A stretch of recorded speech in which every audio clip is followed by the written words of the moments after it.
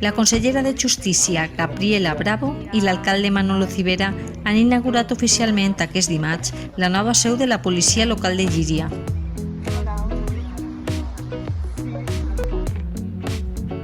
L'Ajuntament de la localitat ha invertit més de 760.000 euros en la reforma, ampliació i equipament de l'edifici.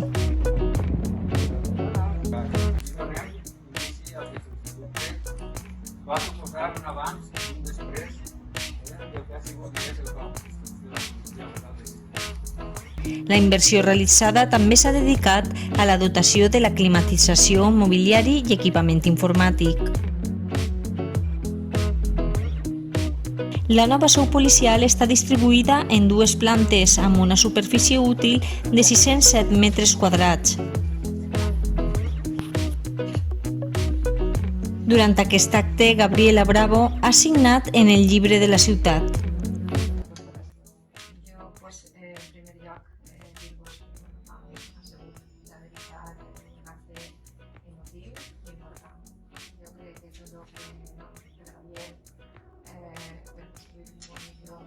que parteix necessàriament de tenir un sistema de seguretat, de justícia i equilibri, perquè les llibertats i els drets puguen ser respectats per la ciutadania en un món que serà cada dia més just i més tranquil. Per la seva banda, l'alcalde del municipi ha destacat la importància d'aquesta actuació que permet a la plantilla de la policia local comptar amb un espai més ampli i modern. Per tant, consellera, jo agraït molt que estiguis perquè sé que en esta obra ha sigut tot a pulmó del propi Ajuntament, però el Consell i el Govern de la Generalitat també s'està ajudant moltíssim en aquests propòsits que deia abans, en aquests anhels, i traslladar com a conseller d'Administracions Públiques i Justícia i tot, un puntal de lo que són els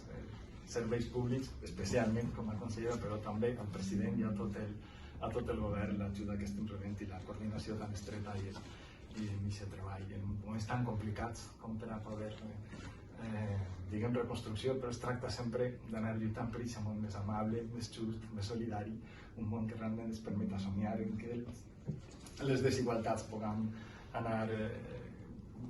aconseguint que aquests desequilibris puguen anar reajustant-se i aquestes infraestructures, aquests equipaments, la policia local és bàsica també per a tot allò.